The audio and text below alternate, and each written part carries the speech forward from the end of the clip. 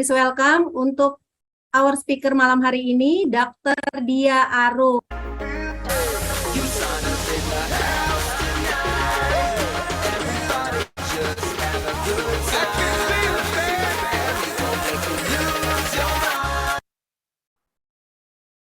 Selamat malam dok, apa kabar?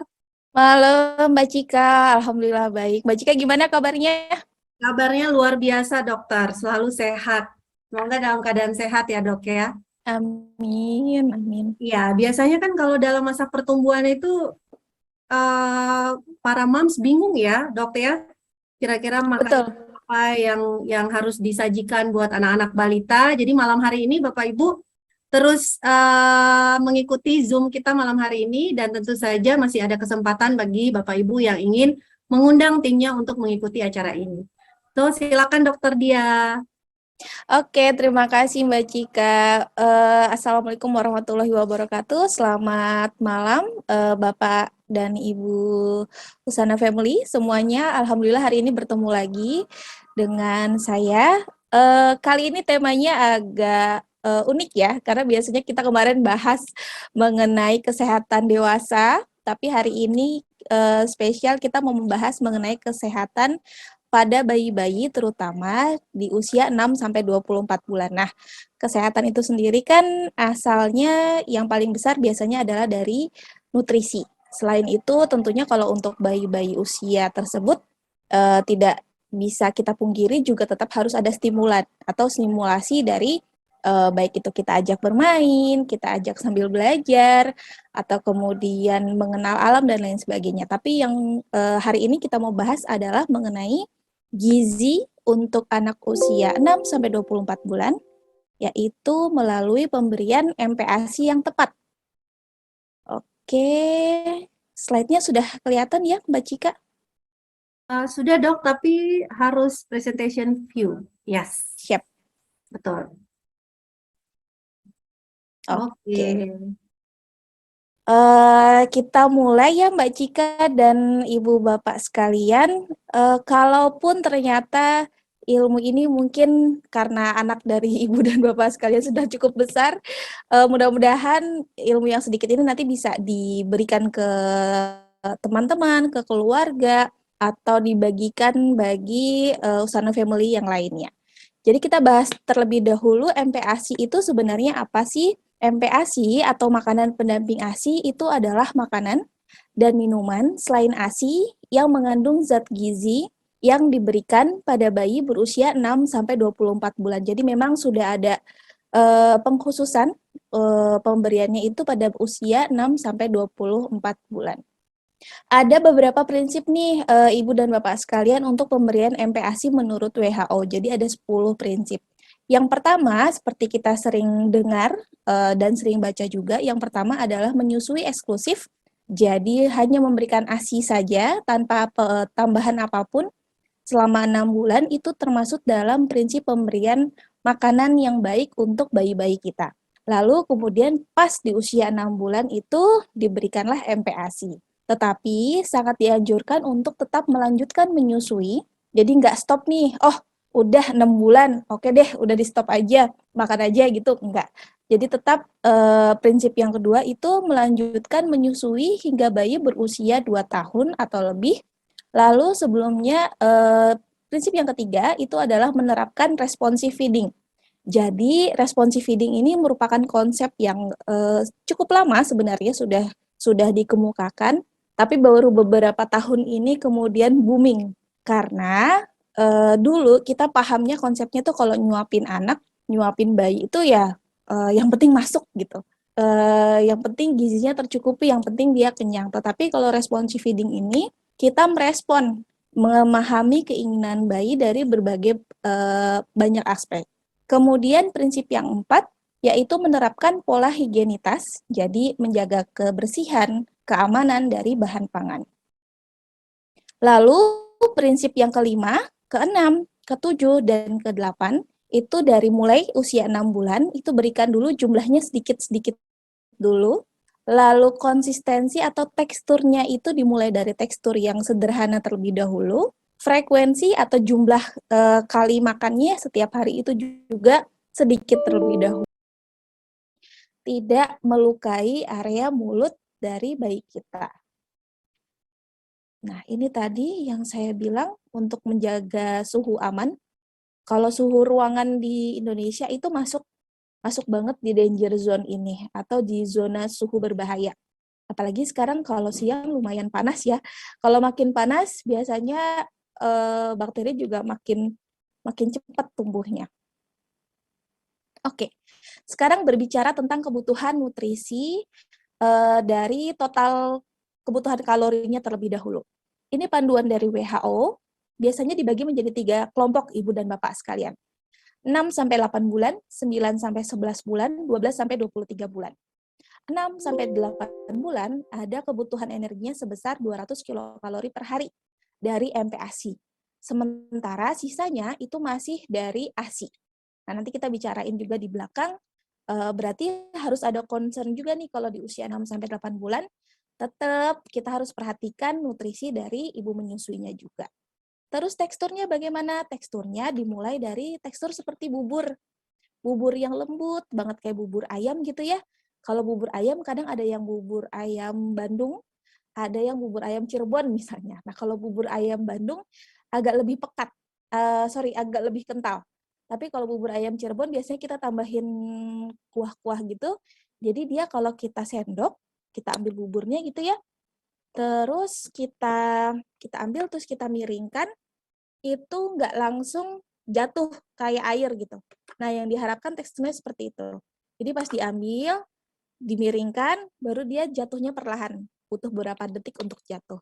Terus nanti meningkat, semakin meningkat teksturnya, semakin meningkat kekentalannya, sama kayak tadi bubur ayam Bandung gitu ya, bayangin ya.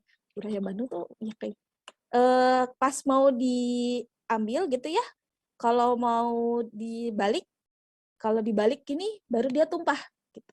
Atau bahkan kalau dibalik kadang nggak tumpah-tumpah juga, harus digerak-gerakin dulu baru tumpah. Nah, dibayangkan analogi dari kekentalannya seperti itu. Terus frekuensinya dimulai dari 2-3 kali makan utama. Atau kayak kita nih pagi, siang, sore dulu. Atau pagi, siang dulu, baru nanti kemudian pagi, siang, sore. Terus ditambah dengan 1-2 kali kudapan kalau bayinya mau. Terus volumenya berapa banyak sih yang kita bisa berikan? Nggak banyak-banyak ternyata Ibu dan Bapak sekalian. Dimulai dari 2-3 sendok makan dewasa. 2-3 sendok makan dewasa dulu, baru kemudian meningkat kebutuhannya atau meningkat volumenya bertahap. Jadi perlahan-lahan meningkat. 9-11 bulan, kebutuhannya 300 kilokalori per hari.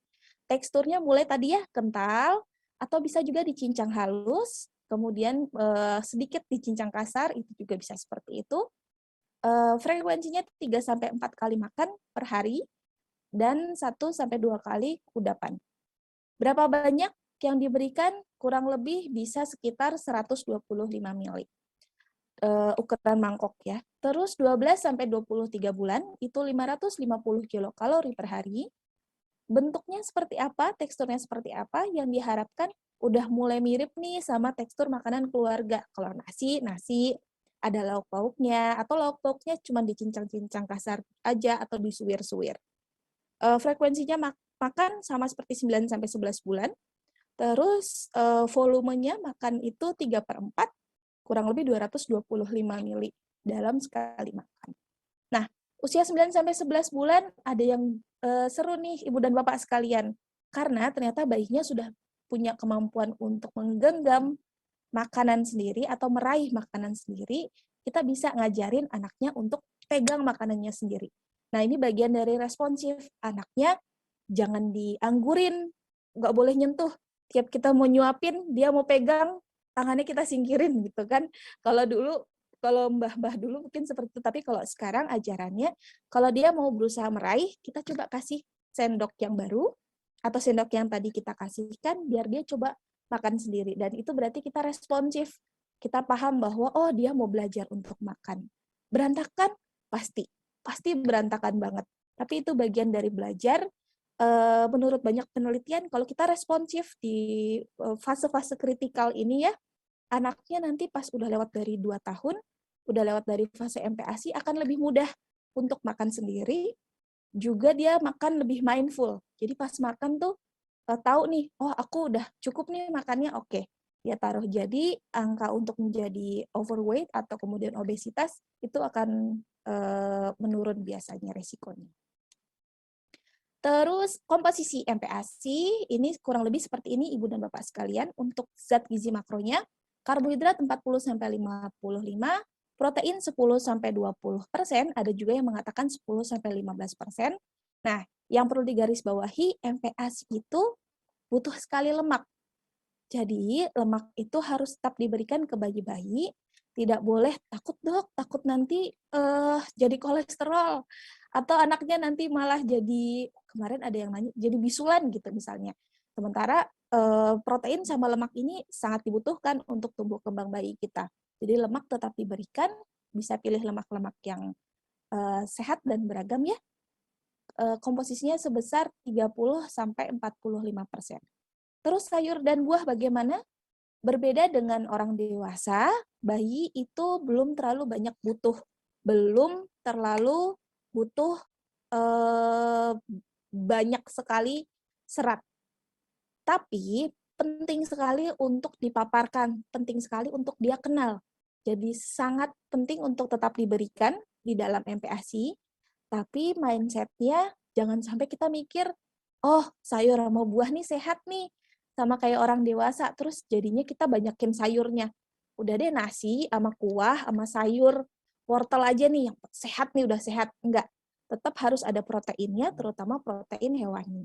Sementara sayur dan buahnya itu ya diberikan tapi enggak terlalu banyak, karena memang kebutuhannya belum terlalu sebanyak orang dewasa. Terus variasinya kita berikan yang prinsipnya adalah seperti ini. MPASI itu tersedia lokal dan mudah dijangkau. Berarti kita sediakan bahan-bahannya yang memang tersedia di sekitar kita. Kalau misalnya seperti saya sekarang domisilinya di Jakarta, lumayan enak ya, bisa memperoleh banyak bahan, bisa beli di pasar, bisa beli di supermarket, bisa juga pesan online. Kalau misalnya ibu tinggalnya di Jeporo, misalnya di Jepara, kan dekat pesisir pantai. Dok, saya susah nih kalau misalnya mau beli daging-daging yang misalnya tinggi protein gitu misalnya. Biasanya saya tanya, dekat pantai berarti kalau ikan mudah nggak carinya? Oh, mudah, karena dekat pesisir pantai ya. Jadi cari ikan itu lebih lebih gampang.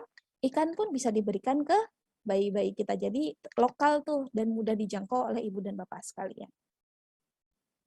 Ini beberapa contoh sumber karbohidrat, sumber protein hewani, sumber minyak dan lemak, protein nabati, terus buah-buahan, sayur-sayuran, dan aneka bumbu serta rempah. Jadi, Ibu dan Bapak, bayi-bayi MPASI ini juga sudah bisa kita kenalin dengan aneka bumbu dan rempah-rempah khas Nusantara. Jangan plain aja, jangan udah deh bubur aja seperti ini, enggak. Kita bisa tetap berikan aneka bumbu dan rempah-rempah. Contoh karbohidrat, nggak cuma nasi, bisa divariasikan, kentang, ubi, singkong, sukun, pasta, kemudian misoa, mie telur juga bisa diberikan nanti ya, tapi ya. Terus apalagi ya, jagung, itu banyak sekali variasi karbohidrat bisa kita paparkan ke bayi kita. Protein hewani bisa kita peroleh dari daging sapi, daging ayam, daging bebek, kambing, ikan air tawar, ikan laut, kemudian telur, telur puyuh, telur bebek, telur ayam ya. Jadi banyak sekali variasinya.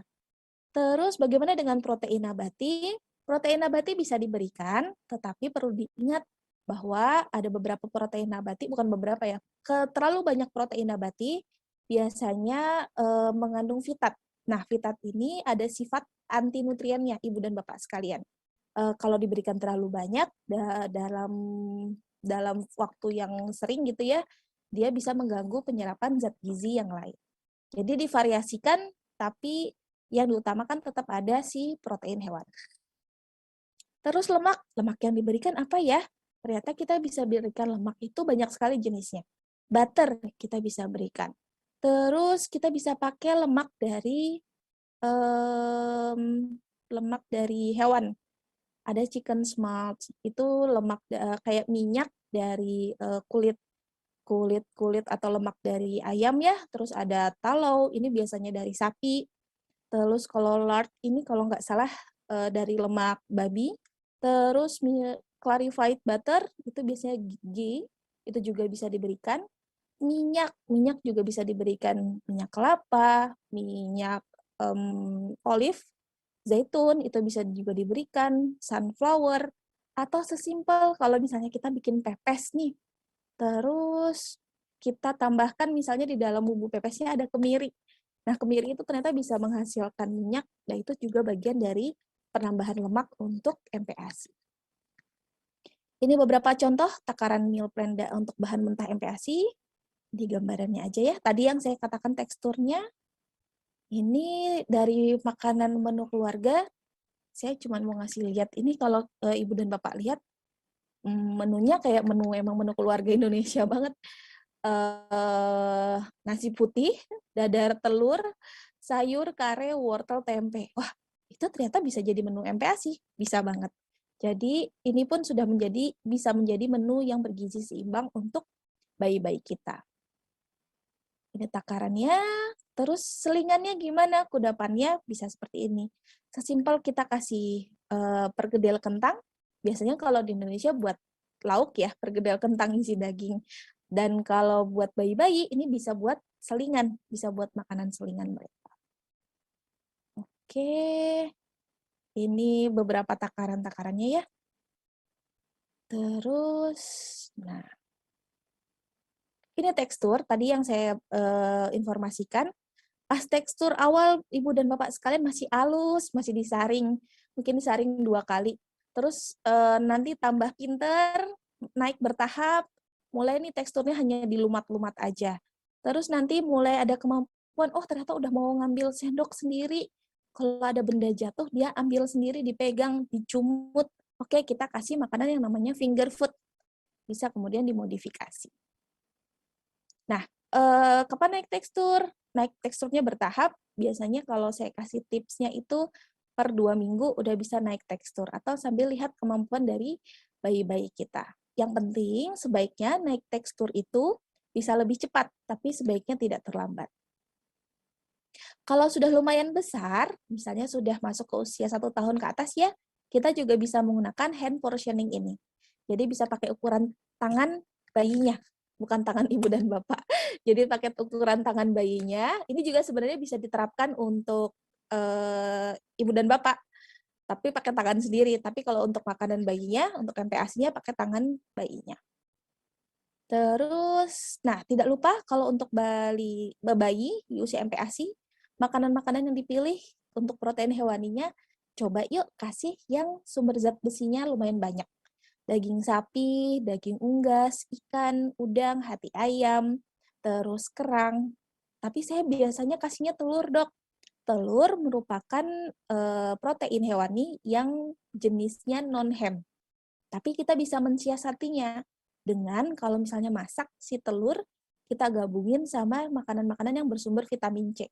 Contohnya kita campurin sama tomat, atau pas dimasak, misalnya kita bikin sup telur, kasihin tomat, kasihin sedikit perasan jeruk nipis, itu juga bisa seperti itu. Biasanya akan meningkatkan penyerapan dari zat besi tersebut.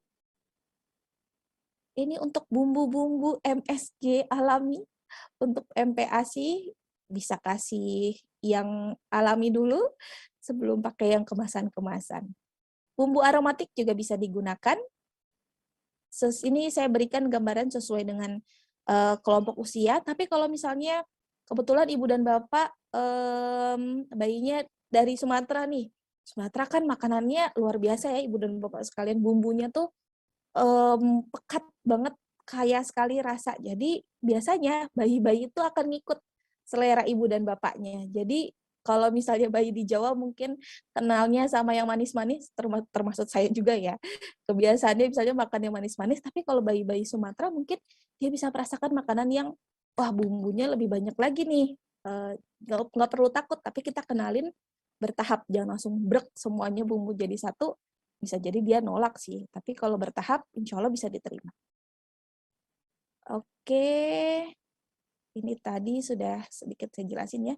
MPASI bisa disimpan dan dihangatkan kembali, tapi maksimal hanya 1 kali. Jadi kalau ibu dan bapak kebetulan bekerja, terus misalnya masak nih, oke deh sekalian saya masak pagi untuk 3 kali makan, atau saya masih masak 2 menu, saya kombinasikan untuk dalam sehari. Setelah masak, kemudian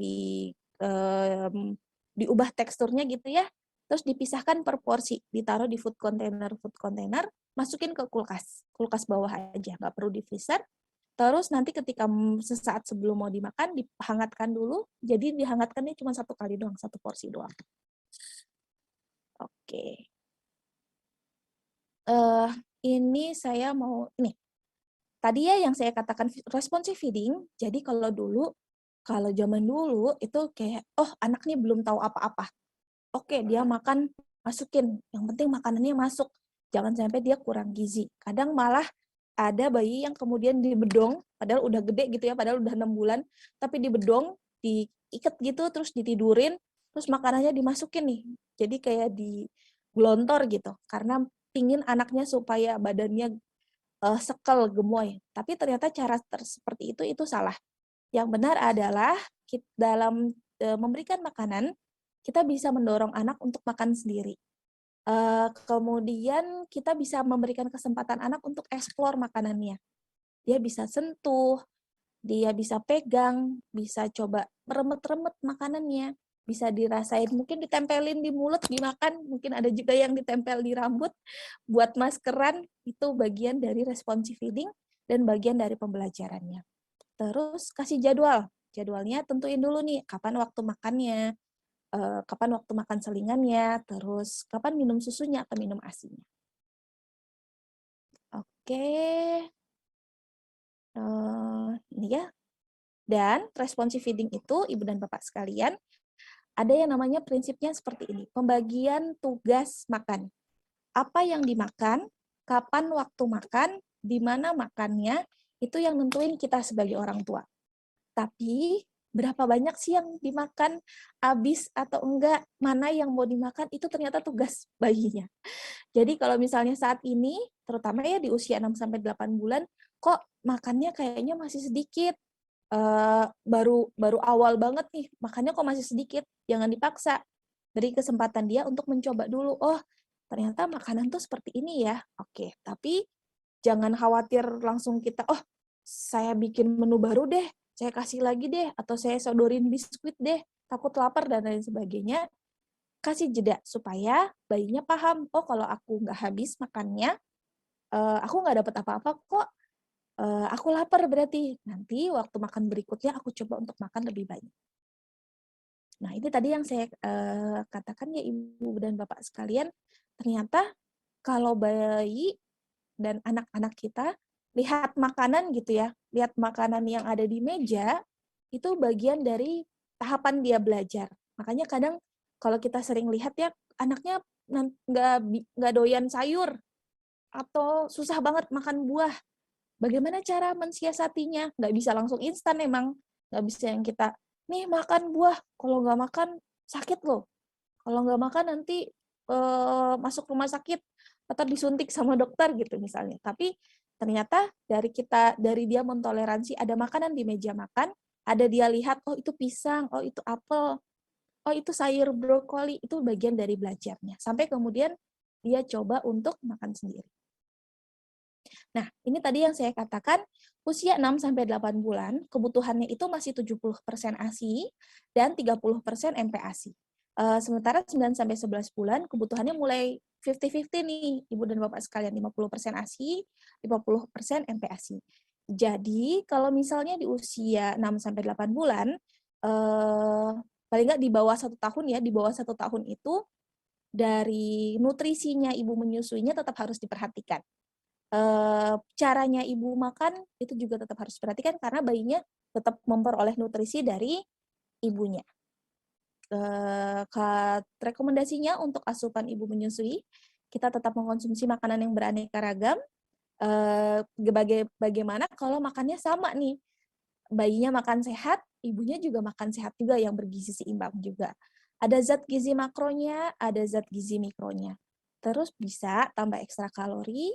Terus kalau misalnya konsumsinya seperti apa? Oh, sama, protein hewani, kemudian karbohidrat, pilih karbohidrat kompleks, kemudian daging yang protein tinggi lemak, tinggi protein tapi rendah lemak. Bisa juga mengkonsumsi sayur, buah yang berwarna-warni. Terus ini sedikit saya jabarkan ada hubungan antara pola diet ya, makan ibu dengan asam lemak di ASI.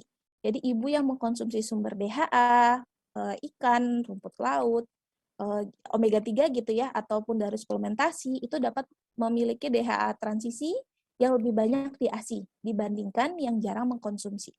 Kandungan omega 3 ini, omega 3, omega 6 itu bisa diperoleh dari di ASI ya, pada ibu-ibu yang mengkonsumsi daging, seafood, dan jamur. Dan ibu yang mengkonsumsi sayur, serat yang cukup, buah-buahan itu bisa memiliki proporsi PUFA yang lebih tinggi dan bisa punya efek protektif baik untuk ibunya ataupun untuk bayinya. Nah, ini sedikit yang terakhir kayaknya ya. Di bawah 1 tahun, ibu dan bapak sekalian, butuh sekitar 15-20 kali paparan, baru kemudian bayi kita bisa jadi mau menerima makanan tersebut untuk satu bahan pangannya. Jadi yang ditekankan adalah ketika anak belum mau sama satu jenis makanan, di sini saya kasih contoh udang misalnya. Oh, hari ini dikasih udang, belum mau ternyata ibu dan bapak sekalian. Jangan buru-buru langsung bilang, nggak doyan dia dok. Tapi kita paparin lagi, mungkin 4 hari kemudian, atau seminggu lagi, atau 2 minggu lagi, kita tawarkan lagi dengan cara masak yang mungkin berbeda, bisa jadi dia dikali ke 19 gitu ya, pas udah 19 kali baru dia menerima. Kalau di atas 1 tahun, kita mau ngenalin nih makanan baru gitu ya, di atas 1 tahun, dari penelitian itu ternyata butuh sampai kurang lebih 26-56 kali. Jadi makin banyak lagi. Jadi jangan khawatir kalau di atas 1 tahun, dok, saya udah coba kenalin bayinya sama belut misalnya ya. Tapi nggak mau. Biasanya saya tanya sih, berapa kali kenalinnya? Baru 2 kali. Oke, nggak apa-apa. Coba yuk minggu depan dicoba lagi sama makanan tersebut. Atau 2 minggu lagi baru dicoba. Biasanya nanti penerimaannya akan lebih oke kok. Ini kebutuhan air putih, jangan lupa bisa tetap diberikan untuk balita meskipun belum menjadi sumber utama untuk di fase MPASI. Oke, terima kasih. Saya kembalikan ke Mbak Cika. Wassalamualaikum warahmatullahi wabarakatuh. Oke, terima kasih dok. Wah, ini Mbak Erni udah langsung datang. operan nih. Ganti dengan Iya, terima kasih dok atas penjelasannya. Wow, luar biasa banget ya.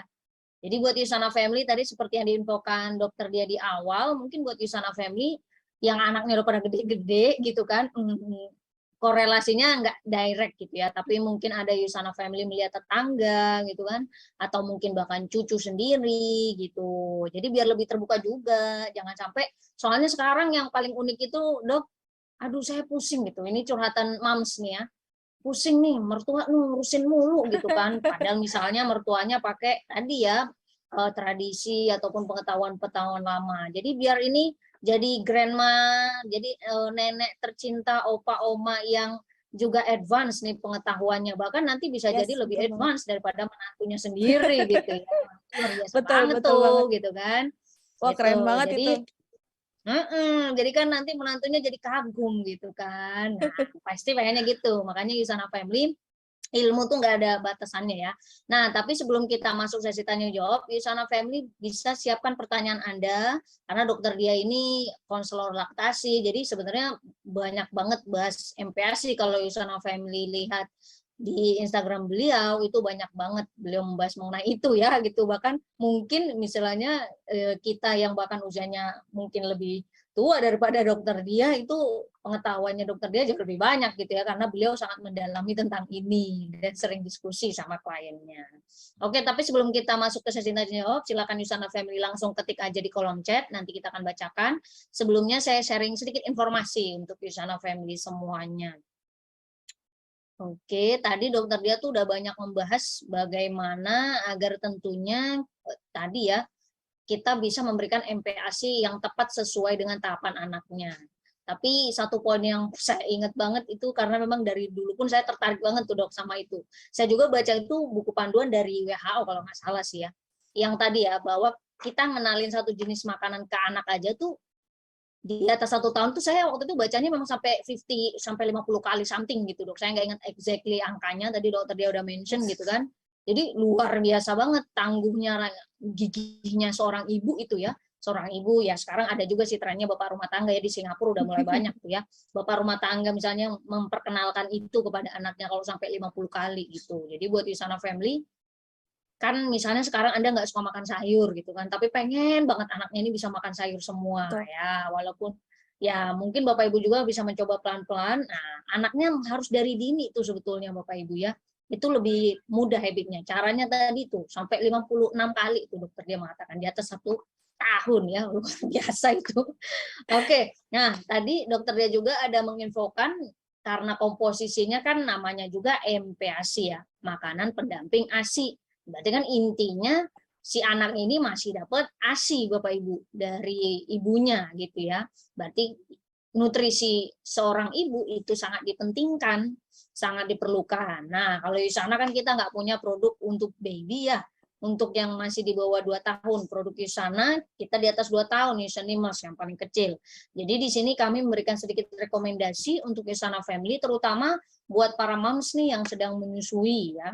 Sedang menyusui, sebenarnya produk ini juga bisa dikonsumsi oleh Yusana Family yang sedang hamil ya, sedang hamil. Tapi yang terutama karena saya ada rekomendasi Essential ya. Karena kalau yang hamil kan biasanya suka ada apa namanya itu? Morning sickness ya. Kalau Anda pertama kali mengkonsumsi Essential itu lumayan powerful, bukan resiko ya, kenapa jadi negatif ini Yusana Family, bukan. Maksudnya itu ada suatu reaction kalau Anda pertama kali, terutama mungkin misalnya Yusana Family ada riwayat kesehatan sebelumnya. Nah, kan kasihan kalau morning sickness sudah pada mual, terus nyobain Essential yang sangat powerful gitu. Nah, itu biasanya nanti di trimester kedua, ketiga gitu, yang udah berkurang nih morning sickness gitu ya. Tapi kalau buat ibu hamil, sok dipersilahkan banget ya, mau dari awal juga nggak apa-apa Bapak Ibu ya. Nah, kenapa? Karena justru penting banget. Tadi dokter dia juga mengatakan dari awal aja tuh udah mention bahwa MPASI aja tuh komposisinya kalau bisa udah mirip kayak ASI. ASI itu kan komposisinya lumayan lengkap Bapak Ibu ya. Nah, tapi tentunya makanya seorang ibu biar dia bisa memberikan ASI yang berkualitas harus tercukupi dong makro dan mikronya. Nah, Essential ini yang membantu untuk memenuhi kecukupan mikronutrisi dari si ibunya ini tadi. Karena jangan sampai ya, karena kalau makronya doang yang terpenuhi, yang paling sering saya temukan kalau ibu hamil tuh sering banget tuh, ini bukan prinsip, ini habit yang salah. Orang tuh kadang kalau hamil porsinya double jadi 2 kali, padahal bukan begitu maksudnya ya gitu. Terakhir seingat saya dokter dia juga pernah bahas ini ya. Tapi mungkin next time kita bisa ulang kembali gitu ya, atau mungkin dia tertentu ya yang karena yang untuk ibu hamil kita udah bahas juga sebelumnya. Nah, untuk Essential ini, Yusana Family ketika Anda mengkonsumsi ini, terutama yang buat ibu menyusui, ini sangat membantu sekali ya. Karena nggak cuma buat ibunya, tapi bisa membantu tentunya untuk menjaga kualitas dari si ASI itu sendiri. Karena kandungannya udah paling lengkap ini, Yusana Family, mikronutrisinya paling lengkap. Makanya ini selalu menjadi opsi pertama. Kemudian yang bisa Anda rekomendasikan untuk seorang ibu menyusui, itu sudah pasti ini ya, Biomega. Karena di dalamnya ada kandungan omega 3. Memang omega 3 itu sudah pasti ya, yang paling banyak manfaat buat orang dewasa sudah jelas. Omega 3 itu membantu yang pertama kesehatan kardiovaskuler, yang kedua membantu kesehatan otak. Nah, ini ternyata nggak cuma kesehatan otaknya orang dewasanya, si emaknya aja nih ya. Ternyata saat si babynya ini, terutama kalau masih dalam kandungan, Anda mengkonsumsi ini ya, itu lebih powerful lagi kalau sedang hamil maksudnya. Ditambah lagi saat Anda sedang menyusui, ini bisa mendukung perkembangan kognitif bayinya. Wah, saya rasa semua orang pengen anaknya memiliki kemampuan kognitif yang luar biasa pastinya ya. Dan yang kedua, mendukung perkembangan mata dan sistem visual bayi yang sehat. Gitu. Ini penting banget karena kan namanya sedang dalam masa pertumbuhan, tumbuh kembang optimal. Nah, dulu kita di gizi itu sering ngomongnya tumbang, tapi bukan karena tumbang karena ambruk Bapak Ibu ya, tapi gizi tumbang, gizi tumbuh kembang gitu ya. Ini salah satunya yang harus dipenuhi oleh si ibunya tadi. Dan yang ketiga, Bapak Ibu bisa merekomendasikan tentu magnesium, kalsium, dan juga vitamin D. Karena sudah pasti ya, namanya seorang anak juga kan pertumbuhan tulang, sendi, ototnya itu kan lagi gencar-gencarnya. Selain berfungsi buat ibunya sendiri, ini juga berfungsi untuk tadi ya, agar kualitas ASINya tercukupi dan anaknya juga bisa tumbuh dengan optimal. Dan terakhir, biasanya memang kita rekomendasikan juga tuh yang namanya digestive enzyme ya untuk para ibu hamil. Kenapa? Karena kan makannya tadi ada nambah porsinya dikit. Nah, biar makanannya konsumsi makronutrisinya bisa terserap optimal, itu dibutuhkan enzim yang tercukupi juga di dalam sistem pencernaan Anda. Karena nggak lucu, tadi makanannya udah bervariatif gitu kan segala macam, tapi enzim di dalam pencernaan Anda kurang, jadi makronutrisi dari makanan yang Anda konsumsi tidak bisa terserap dengan 100%. Disitulah peran dari digestive enzyme ini, Bapak Ibu. Nah, ini just sharing sedikit info saja. Yusana tuh kan punya banyak ambasador, Bapak Ibu ya. Kita juga punya ambasador yang dari background kesehatan, seorang dokter. Nah, digestive enzyme ini adalah produk yang menjadi reviewer positif paling cepat dapat dari yang backgroundnya kesehatan. Bapak Ibu ya. Jadi Anda bisa bayangkan itu kan biasanya kalau background kesehatan tuh lebih hati-hati Bapak Ibu kalau mau konsumsi produk. Nah, ini tuh jadi favorit mereka nomor 1. Saya dengar dari contoh ya, ada beberapa ambasador kita, dulu misalnya Dokter Intan, Dokter Rizal dulu ya, dan segala macam. Mereka tuh paling senang dengan produk ini.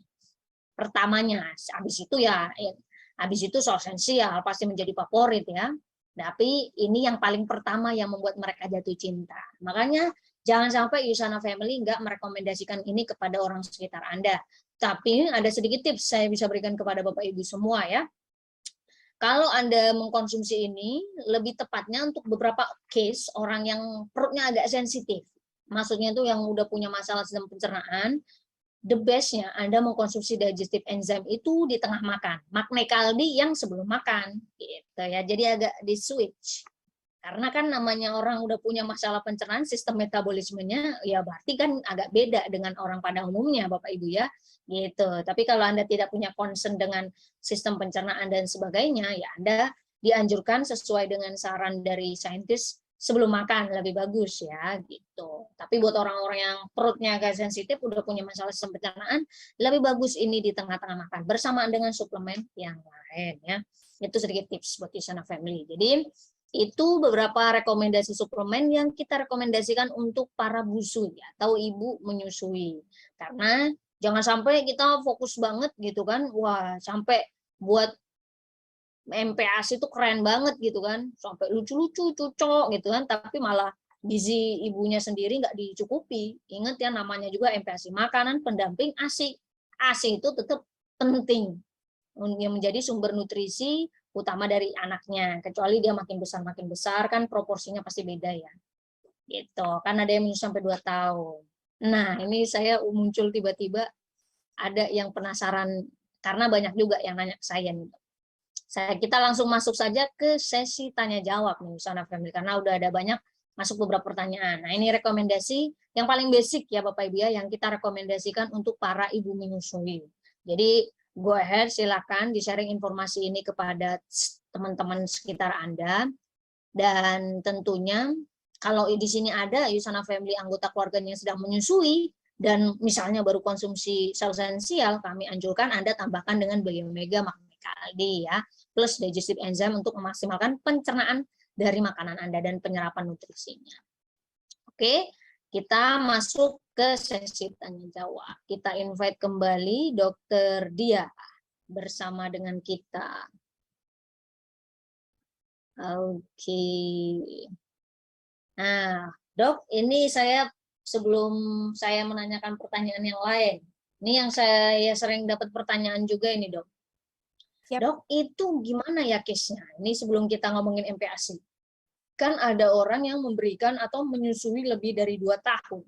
Itu aman atau nggak aman atau gimana sih, Dok? Gitu. Karena jadi sampai anaknya kadang umur 3 tahun gitu, mungkin anak bontot nih ceritanya gitu, Dok. Ada nggak sih apakah berdampak positif atau malah berdampak negatif gitu? Gimana tuh, Dok, kalau dari sainsnya? Oke. Kebetulan nih Mbak Erni ada update yang terbaru baru nih tahun 2022. Sebenarnya kalau dari WHO sama Ikatan Dokter Anak Indonesia itu sudah ada maksudnya anjurannya itu udah lama bahwa meneruskan memberikan ASI ya setelah ASI eksklusif itu sampai 2 tahun atau lebih, kalimatnya seperti itu. Nah, tapi kalau yang Ikatan Dokter Anak Amerika sebelumnya nih itu bilangnya cuma sampai 1 tahun.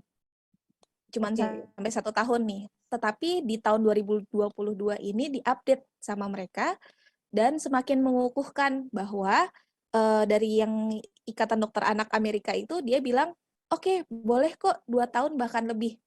Karena ternyata ketika diberikan ASI, tetap diberikan ASI setelah lewat dari 2 tahun, itu bayi-bayi biasanya memperoleh zat gizi mikronya lebih banyak. Zat gizi mikronya itu kayak vitamin sama mineralnya, mungkin nggak zat gizi makro kayak karbohidrat, lemak, proteinnya udah nggak sebanyak pada saat dia usia 3 bulan gitu ya, masih bayi banget.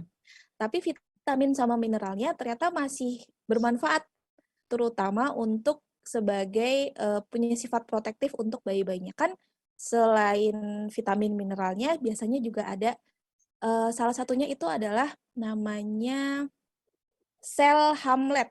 Sel Hamlet itu sel yang disinyalir bisa melawan kanker. Jadi kalau bayi-bayinya memperoleh ASI 2 tahun, biasanya bisa memperoleh sel Hamlet itu lebih banyak ya. Jadi dia bisa menurunkan resiko amit-amit cebar bayi gitu ya, misalnya pas nanti dia udah dewasa, terus terjadi kanker, nah itu bisa menurunkan resiko itu. Tapi yang di-highlight tetap meskipun minum ASI, masih tetap minum ASI gitu ya, makannya Makanannya. tetap yang utama. Jadi ASI-nya udah bukan lagi yang utama. Makanan yang bergizi seimbang lah yang utama. Gitu. Iya. Itu kan karena anaknya nggak mau lepas gitu ya. Betul. Banyak ya kan, Dok. Banyak. Biasanya sering kejadian yang anak bontot sih saya temukan itu gitu kan. Betul. Gitu. Anak saya juga 3 tahun. Ternyata anak bontot. Anak yang Iya. bontot yang 3 tahun. Nah, ini udah ada masuk nih beberapa pertanyaan, Dok. Beliau Yes. katanya punya bayi 8 bulan. Berat badannya 8 kilo. Beliau udah pernah hitung katanya pakai rumus kebutuhan kalori. Wah, ada hitung-hitungan nih, Dok.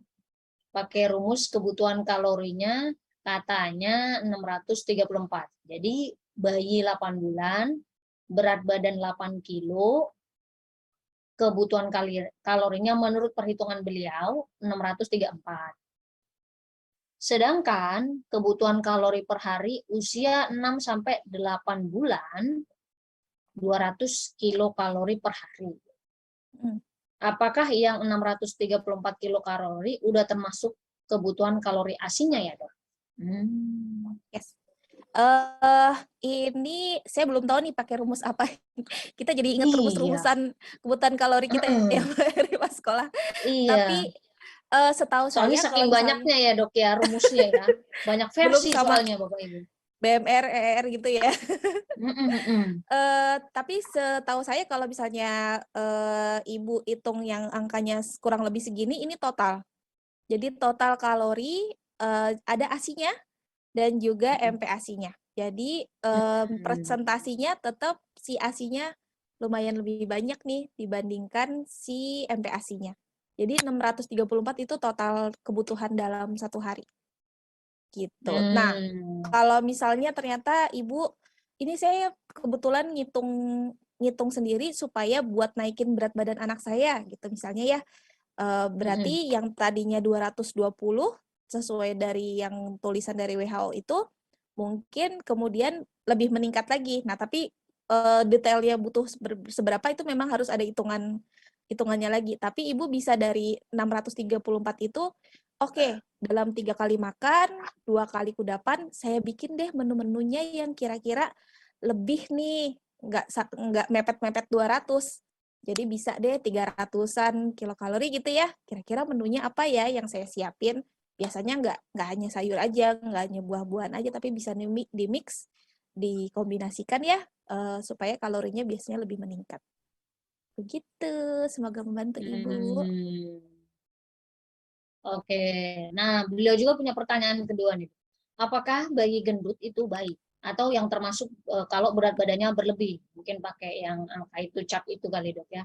Karena banyak nih kan dok, ibu-ibu yang lebih suka bayinya yang gembul atau gendut. Termasuk beliau, katanya suka baby yang cabi, lucu gitu Bapak Ibu Yang ya. gemoy gitu ya. Iya, Oke. silakan dok. Bagus nggak tuh dok untuk kesehatan? Jadi, kalau dalam ilmu gizi, dalam ilmu nutrisi itu, Bu, ada yang namanya malnutrisi. Nah, malnutrisi ini ternyata definisinya nggak hanya karena kurang gizi atau kurus gitu ya, tapi ternyata, berat badan berlebih, obesitas itu termasuk malnutrisi. Jadi, kalau kurang juga bermasalah, terlalu berlebihan juga bermasalah. Tapi kalau dalam fase MPASI ya, anak-anak kan masih tumbuhnya masih cepat banget nih, masih pesat banget. Jadi, mindset-nya adalah tidak harus semua bayi itu gembul untuk dikatakan sehat, tetapi ketika dia sudah tampak gembul, bukan berarti kita langsung, "Oh, suruh diet nih, takut sakit nih kalau obes," gitu, enggak. Kalau dia memang tampaknya lebih besar ukuran badannya atau status gizinya berlebih, yang kita perhatikan adalah komposisi makanannya. Tetap berimbang, tetap ada karbohidratnya, tetap ada proteinnya, tetap ada lemak yang baik diberikan. Nah, biasanya nih kudapannya nih, kalau yang malnutrisinya gizinya kurang, kudapannya tadi contohnya bubur kacang ijo, pergedel, puding mangga gitu ya. Tapi kalau misalnya bayi-bayi yang status gizinya berlebih, boleh kok kudapannya sayur kukus, buah segar dipotong supaya bisa gigit-gigit. Jadi dia nggak cuman makan tuh nggak cuman ngisi gizinya aja, tapi ternyata latihan kayak makan buncis gitu kan. Kalau dia bisa dikukusnya, kalau buncis terlalu dikukus kan dia lembek juga ya. Jadi pas Iya. digigit, oh dia bisa latihan ngunyah nih. Latihan ngunyah biasanya bantu gigi tumbuh dengan lebih baik, juga bantu nanti buat latihan ngomong gitu. Jadi tidak perlu kalau dia misalnya berlebih, tidak perlu langsung oh harus diet nih, enggak. Tapi yang tetap kita perhatikan dari komposisi MPASI-nya dengan baik. Terus jangan lupa ajak yuk bayinya gerak, main-main, tummy time. Itu juga bisa membantu nanti biasanya kalau panjang badannya bertambah, itu dia kelihatan lebih proporsional. Seperti itu. Iya. Kalau saya pribadi, ya memang sih yang gemoy itu lucu ya dok ya gitu. Iya. Tapi berhubung saya juga punya keponakan, dia berat badannya udah sesuai gitu ya, lumayan, maksudnya lebih tinggi bahkan dibandingkan teman seusianya gitu ya. Itu saya gendongnya baru berapa menit aja udah lumayan encok pinggang saya gitu ya Bapak Ibu ya. Ya mungkin ya karena secara fisik kan pasti mungil ya Bapak Ibu ya gitu. Jadi saya kalau secara yang salah satu keunggulan ASI waktu itu yang pernah dijelaskan juga oleh dokter dia ya.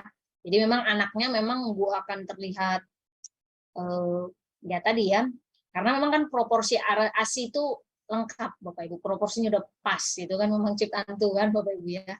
Jadi anaknya ya mungkin bagi sebagian orang wah kok nggak gembul sih gitu. Ini soalnya sering juga nih dok kalau di daerah-daerah saya pernah menemukan case seperti ini dok. Jadi emaknya itu nggak mau ngasih ASI, malah saya bukan anti sulfur ya dok ya, maksudnya kan ya silakan kalau mau dikasih gitu kan, tapi ASINya juga ya kalau masih ada kenapa diberhentikan gitu kan. Yang kadang kebalik itu di masyarakat kita gitu kan, ASINnya jadi nomor sekian gitu kan, sulfurnya jadi nomor 1 gitu kan, padahal kan ya tetap saja dok ya kualitas susu ASI itu luar biasa loh gitu kan. Jadi karena pengen anaknya ini ya tadi ya kemakan, yang pertama kemakan iklan, yang kedua kemakan omongan temen yang ternyata temennya juga mungkin tidak, pemahamannya masih kurang ya Bapak Ibu ya gitu. Jadi karena pengen anaknya, wah karena tadi ya biasanya kan moms juga mungkin ada rasa kompetitifnya kali ya dok ya, wah anak sini kok bisa gembul, kok bisa imut gitu ya, kok anak saya kok nggak bisa gitu ya. Jadi kadang-kadang seperti itu Bapak Ibu ya. Jadi kalau yang ASI itu memang biasanya proporsi tubuhnya itu tidak yang sampai gimana ya ngomongnya Bapak Ibu ya. Jadi lebih ke kalau orang Jawa ngomongnya itu sekel gitu loh Bapak Ibu. Jadi dia status gizinya normal gitu Bapak Ibu ya, tapi ya dia proporsi ototnya dan lemaknya itu ada gitu Bapak Ibu. Ya, itu yang paling penting tadi ya. Tapi setuju banget tuh saran dari dokter dia, karena ada juga kadang orang tua terlalu parno gitu dok ya. Anaknya disuruh diet, waduh masa pertumbuhan disuruh diet, kasihan banget gitu ya. Iya, belum Nah, belum boleh, belum perlu, bukan belum boleh sih, belum perlu. Karena masih tumbuh. yes. Itu lagi pesat banget itu. Nah, pertanyaan lain ini bagus ini. Dokter dia soalnya jago masak nih. Saya baca banyak tips memasak dari Instagramnya dokter dia gitu ya. Dok, kalau menggunakan minyak ayam atau kulit ayam untuk masak MPASI, apakah boleh digunakan setiap hari, Dok? Minyak ayam tapi yang dari kulit ayamnya gitu kali ya, untuk Iya, masak MPASI. Boleh nggak kalau setiap hari, Dok? iya. Iya, jadi Mbak Erni dan Ibu Bapak sekalian, jadi itu kan ada kalau di kuliner itu namanya chicken smalts. Jadi dari kulit atau dari lemak ayam gitu ya, terus dikeluarin nih, bisa di oven, terus nanti minyaknya keluar. Nah, itu minyaknya yang diambil, terus bisa ditaruh di kulkas bawah, jadi dia bentuknya kayak butter, jadi kayak mentega gitu. Itu ternyata lumayan sih dari sisi kandungan gizinya, komposisinya juga, itu bermanfaat untuk bayi. Nah, tapi apakah boleh digunakan setiap hari? Kita balik lagi nih ke variasi bahan pangan MPASI. Sebaiknya kalau untuk semua bahan pangan bisa kita variasikan. Jadi hari ini misalnya kita tadi pakai minyak ayam, besok kita pakai santan misalnya. Terus besok lagi, oh saya kukus-kukus biasa sih, tapi kebetulan ada bumbunya nih pakai bumbu putih, ada kemirinya, itu juga sudah bisa dapat lemak tambahan.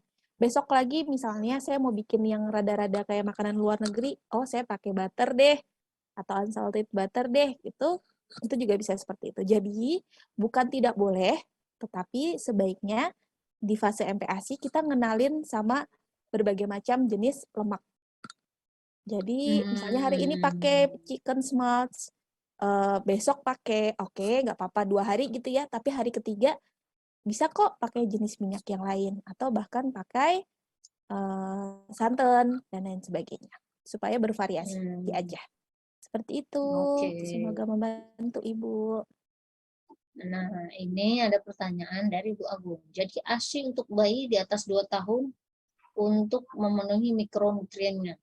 Ya, untuk bantu ya Bapak Ibu ya. Untuk bantu. Bukan utamanya. Iya, bukan utamanya di situ loh ya, Bapak Ibu. Jadi kalau mau ngasih nyusuin bagus ya, silakan dilanjutkan. Tapi jangan sampai karena anaknya masih menyusui, makanannya nggak dijaga karena proporsinya udah beda. Udah harus makan utamanya yang diperhatikan, itu sumber utama nutrisi, MPASI penambah.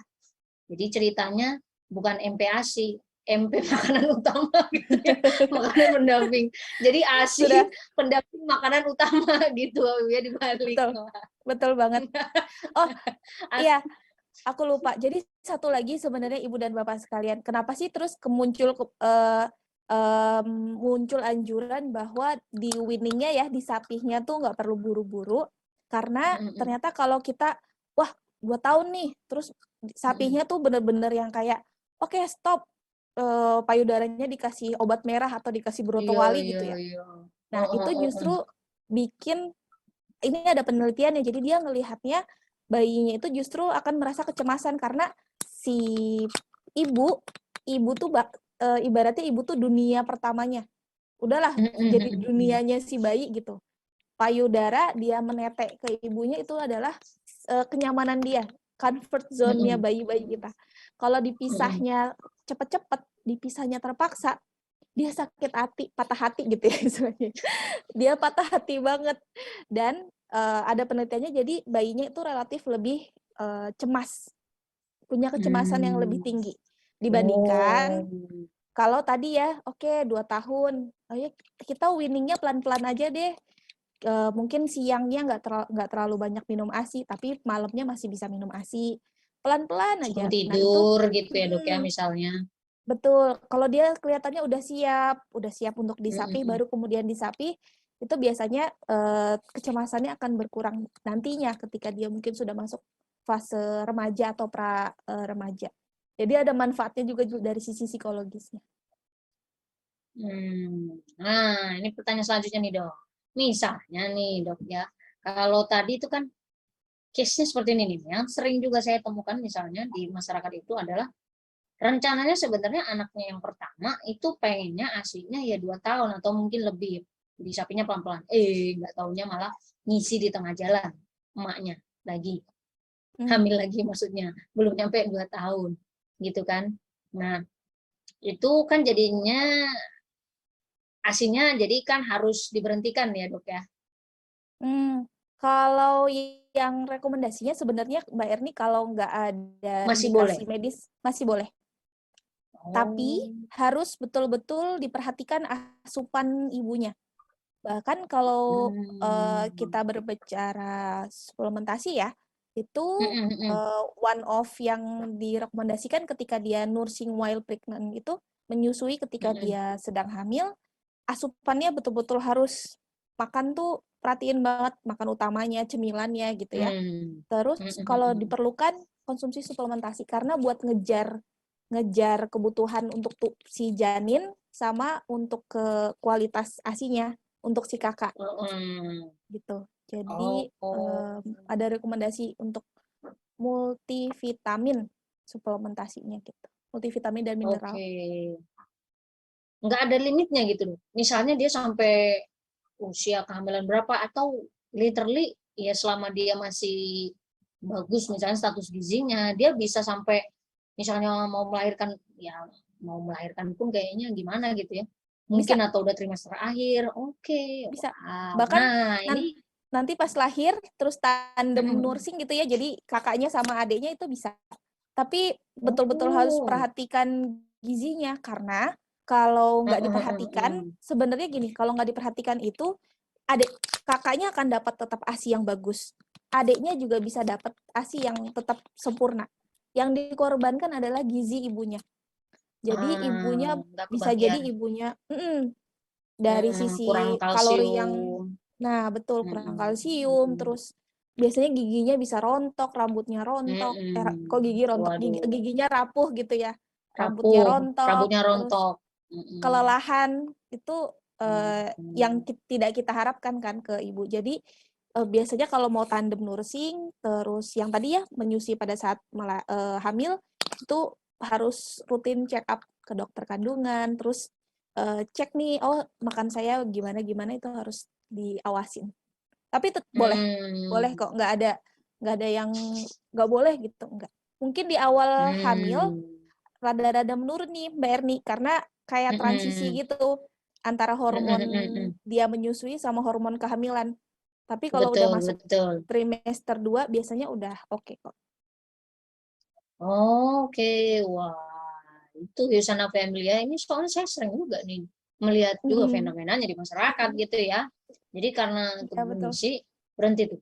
Terus itu tuh yang sering saya nemuin emaknya ngasih yang tadi ya dok ya apa tadi yang pahit-pahit lah, yang apalah gitu ya diputing ibunya gitu. Jadi anaknya bertuali gitu ya. Saya taunya kalau yang pahit sambiroto mungkin sama kali ya. Yang pahit itu gitu kan.